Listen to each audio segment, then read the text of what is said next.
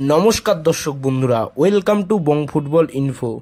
তো বন্ধুরা, কালকে এএফসি চ্যালেঞ্জ লিগ 2তে ইস্ট বেঙ্গলের সাথে আলটিন আসির এফসির কোয়ালিফিকেশনের ম্যাচ রয়েছে এবং সেই ম্যাচটা নিয়ে এই ভিডিওতে আমরা বিস্তারিত আলোচনা করব। তাই তোমাদের কাছে রিকোয়েস্ট করছি ভিডিওটা স্কিপ না করে পুরোটা দেখার। আর হ্যাঁ, এরকম টাইপের ভিডিও পাওয়ার জন্য প্লিজ আমাদের চ্যানেলটা সাবস্ক্রাইব করে বেল আইকনটা প্রেস করে দিও। তো চলো এবার ভিডিওটা শুরু করা যাক। তো বন্ধুরা, ভিডিওটা শুরু করার আগে আমরা যেই বিষয়টা নিয়ে আলোচনা করব সেটা হচ্ছে, তোমরা সবাই জানো যে এক্সট্রা টাইমের রিপোর্টার অরিত্র বসু কিছু মানুষের দ্বারা সেই দিন এয়ারপোর্টে আক্রমণ হয়, যা কখনোই কোনো সভ্য সমর্থকদের কাজ হতে পারে না। তো আমরা আশা করি অরিত্র ভাই বা দাদা যাই হোক না কেন, সে এখন সুস্থ আছে এবং এই রকম ঘটনা যাতে পরে আর না ঘটে সেটার দিকেও কিন্তু আমাদের খেয়াল রাখতে হবে। তো এইবার যেই বিষয়টা নিয়ে আসবো সেটা হচ্ছে, আগামীকাল ইস্টবেঙ্গল ভার্সেস আলটিন আসির এফসির খেলা রয়েছে, যেটা সন্ধ্যে 7টায় যুবভারতী ক্রীড়াঙ্গনে অনুষ্ঠিত হবে। ম্যাচটি আমরা ফ্যানকোড অ্যাপের মাধ্যমে দেখতে পাবো। তাই আমরা সমস্ত ইস্টবেঙ্গল সমর্থকদের আবেদন করছি তারা যেন মাঠে যায়, মাঠে গিয়ে স্টেডিয়াম ভরিয়ে দেয় এবং ইস্টবেঙ্গলকে সাপোর্ট করে, কারণ এখানে ইস্টবেঙ্গলের সম্মানের সাথে সাথে কিন্তু আমাদের দেশের সম্মানও জড়িয়ে রয়েছে। এবার আমরা যদি দুটো টিমের স্ট্রেংথ অ্যান্ড উইকনেস নিয়ে কথা বলি, তাহলে প্রথমে আমরা রাইভেল ক্লাবের স্ট্রেংথ অ্যান্ড উইকনেস নিয়ে কথা বলবো। তো বন্ধুরা, এই আলটিন এসির কিন্তু তুর্কমেনিস্তানের একটি অন্যতম সফল দল, কারণ এই দলটি 2014 সাল থেকে 2021 সাল অবধি তাদের ঘরোয়া লিগের টানা 7বারের চ্যাম্পিয়ন ছিল।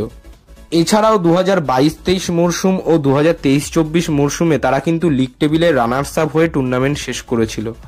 সুতরাং তারা যে শক্তিশালী দল সেটা কিন্তু আমরা এখান থেকেই বুঝতে পারছি।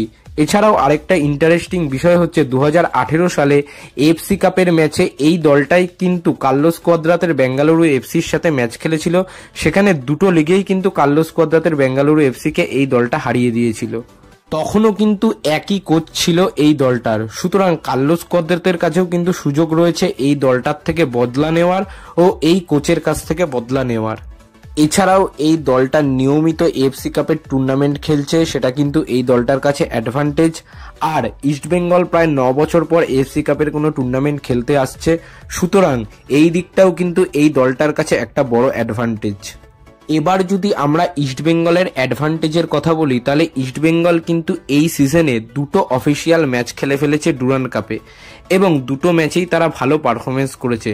কিন্তু এই আলটিন এসির এফসি এই সিজনে এখনো অবধি কোনো অফিসিয়াল ম্যাচ খেলেনি।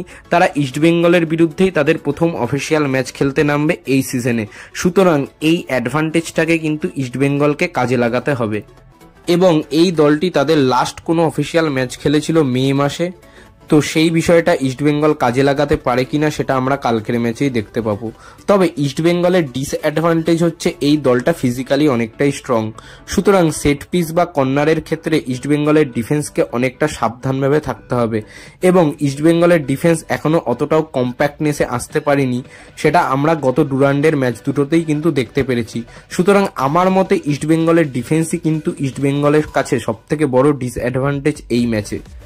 এবার যদি আমরা দুটো টিমের প্লেয়ারদের নিয়ে কথা বলি, তাহলে তুর্কমেনিস্তানের এই দলটিতে কিন্তু তুর্কমেনিস্তানের ন্যাশনাল টিমের কমপক্ষে 5 থেকে 6 জন প্লেয়ার রয়েছে এবং তার মধ্যে থেকে সবথেকে ইন্টারেস্টিং নাম হচ্ছে সেলিম নুরমুরাদাভ। কারণ এই টিমের প্রত্যেকটি প্লেয়ারের মার্কেট ভ্যালু প্রায় 60 লাখ 40 লাখ এরকম, কিন্তু এই প্লেয়ারটির মার্কেট ভ্যালু কিন্তু 1.2 কারোর। এই প্লেয়ারটি উইংয়েও খেলতে পারে, আবার সেন্ট্রাল ফরওয়ার্ডেও খেলতে পারে।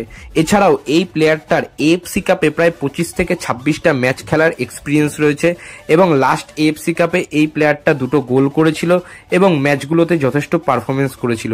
সুতরাং এই প্লেয়ারটা যদি তার নিজস্ব ফর্মে থাকে, এই প্লেয়ারটা কিন্তু ইস্টবেঙ্গলকে অনেকটা চাপে রাখতে পারে। আর এই টিমটার মার্কেট ভ্যালু ট্রান্সফার মার্কেটে কম হলেও এই টিমটা কিন্তু সেরকম খেলবে না, এই টিমটা যথেষ্ট ভালো টক্কর দেবে।